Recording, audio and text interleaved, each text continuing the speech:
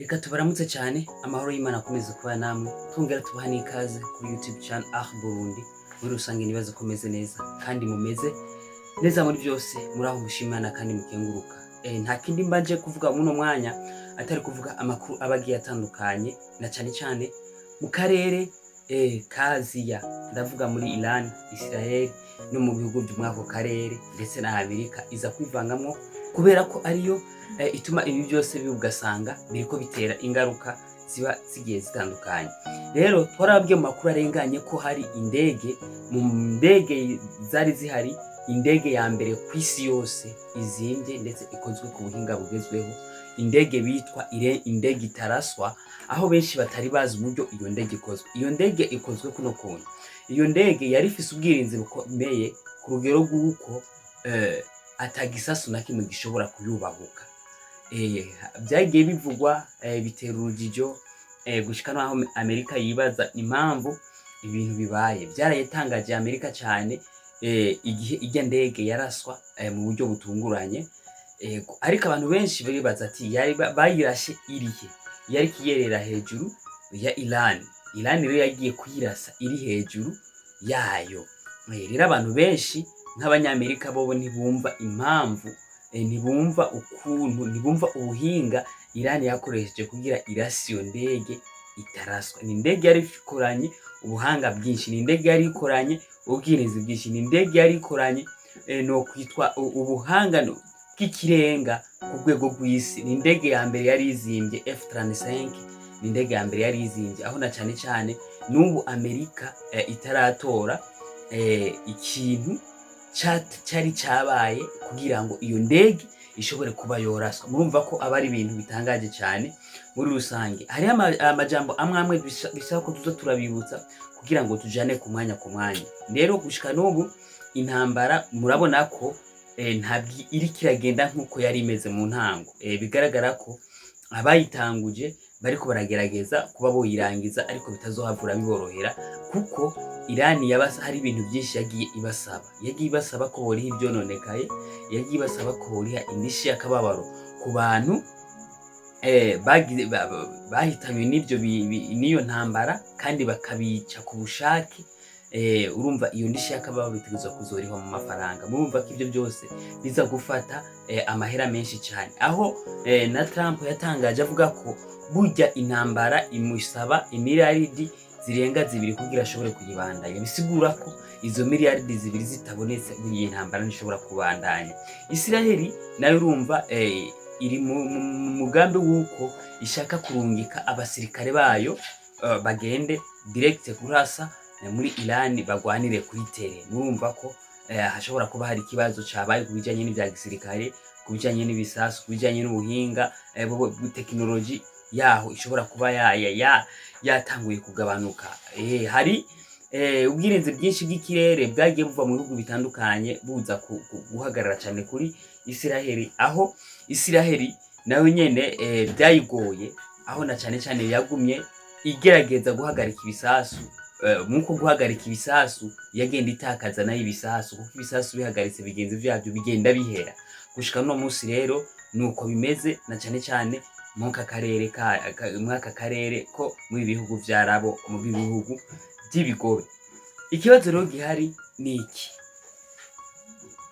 iyi ntambara Amerika izoyisoza kaba bahungu bo muri Iran bahagurutse kandi batarigera bacika intege, kandi batarigera bavuga ko ibigwanisho byaheze, kandi ukabona baguma barasera kuri wa muvuduko nyene.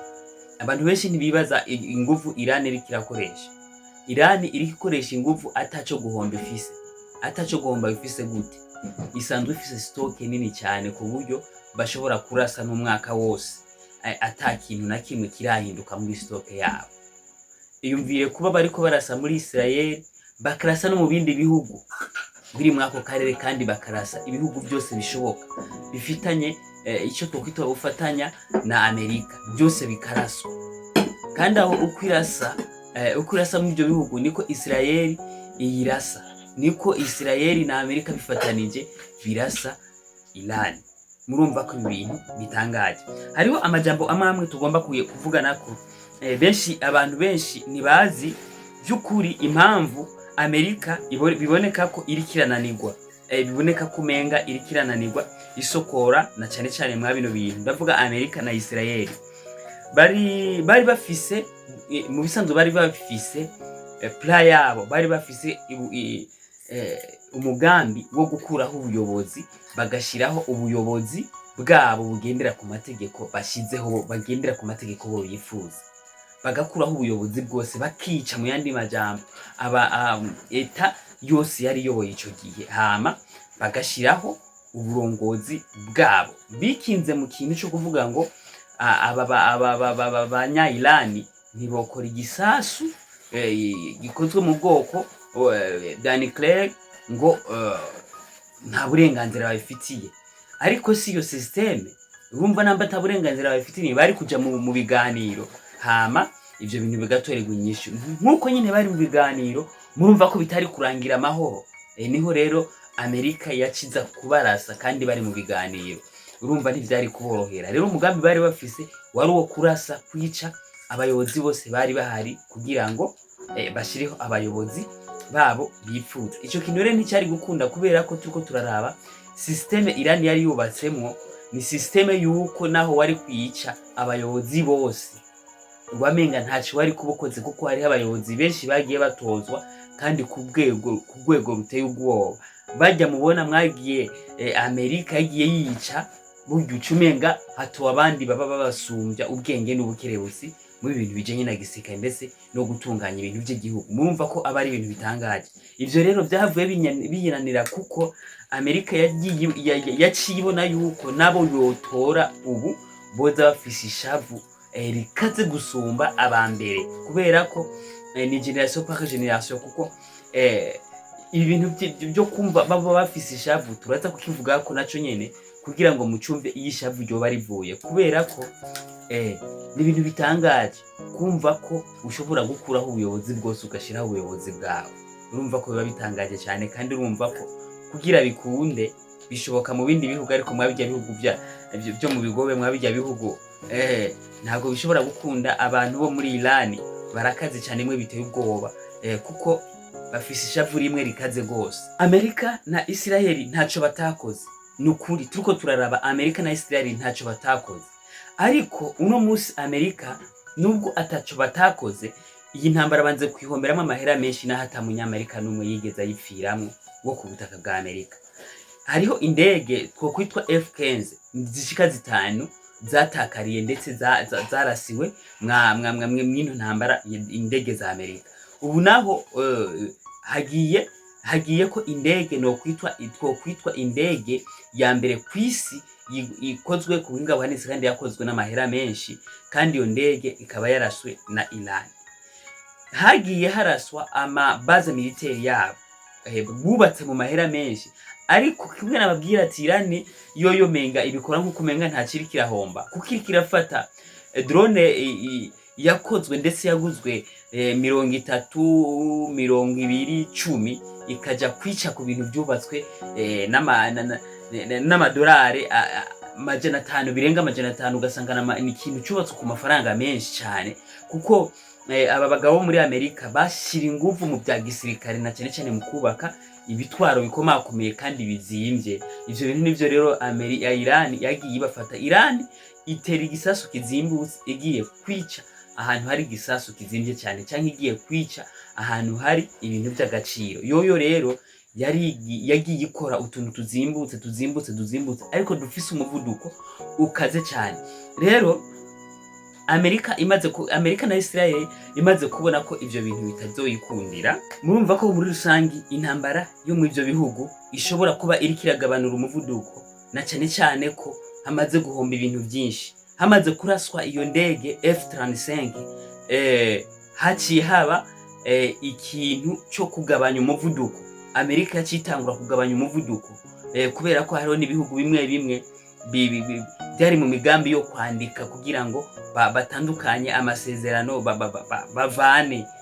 Amerika ivyo bintu byo kuza iravuga ngo bafatanyije ibikorwa bitandukanye, kuko hari ibihugu bimwe Amerika yagiye irasamwo kandi bitari ngombwa, ugasanga hariko haraba ibibazo bitandukanye. Iyi ntambara nk'uko itari iciye mu mategeko hari ibihugu na bimwe bimwe byagumye bisaba ko Amerika yohagarika iyi ntambara vuba bwangu, ariko batigeze bayumvira. Murumva aho ko byahavuye habaho ibihugu byinshi byagiye biva kuri Amerika byiyonkora, bihindura amasezerano bari baragiranye, aho na cyane cyane ubu uzosanga ibihugu bimwe biri ku ruhande ndetse biri bifatanye, bishobora kuba byo bifatanya bikorwa na Iran, aho na cyane cyane babona ko Iran ikirarenganywa mabino bintu. Nawe uri kurumviriza ibintu uko byatanguye niyo biriko biragana, murumva ko Iran iriko irazira ubusa, iriko irazira ikintu tutaramenya, na cyane cyane ko menga Amerika hari ibintu yihaye. Amerika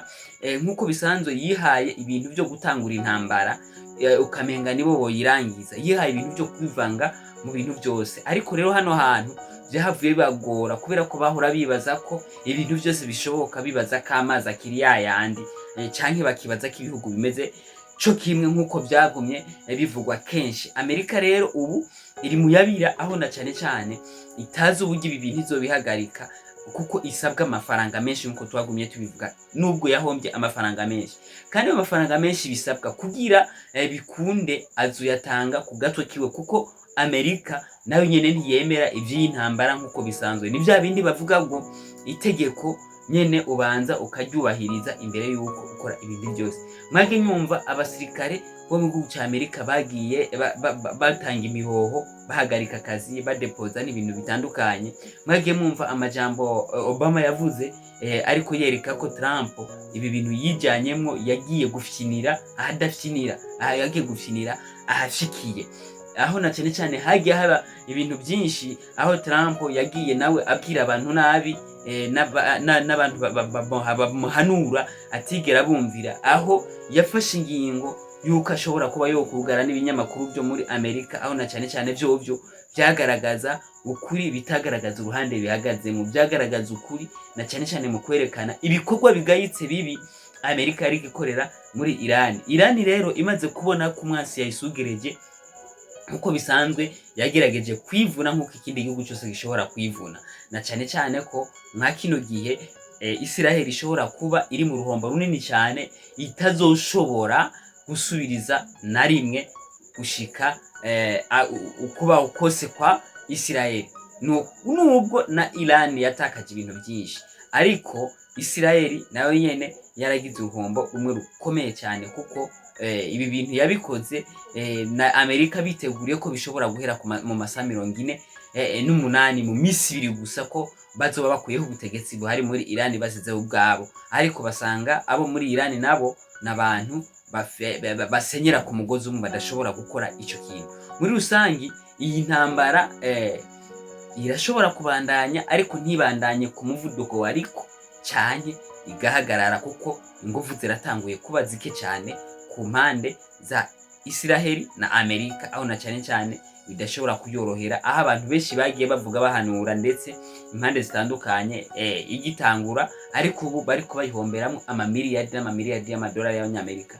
Ugasanga nyene biragoye cyane mu bihugu bya Burayi, na cyane cyane bobo bafite ubwoba bwo kubura ibikomoka muri peteroli, ndetse ugasanga bazohava bagira ikibazo. Mu bihugu byo mu butayu, byo no kwitwa ibihugu bitagwa mu imvura, byizeye amazi mu maoseya, navyo nyene biri mu yabira, bivuga ati twe intambara ntaco bitwaye, barasane ntaco, ariko baturekere ku mahinguriro yacu y'amazi, baturekere ku mahinguriro yacu y'imiyaga nkuba, kugira ngo niho hantu hambere, kuko tuba dukeneye amazi ava mwayo mahinguriro 100%, kuko niyo atubeshejeho. Muri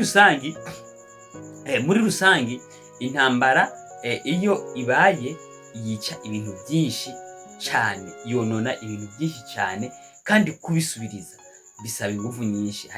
Hari n'ibidasubirizwa, ugasanga biragoranye ko biba byubatswe ku mafaranga menshi, ugasanga ni ikibazo. Kandi murazi ko ibigihe bigenda ibintu bishikara bibura, bikongera bikanazimba.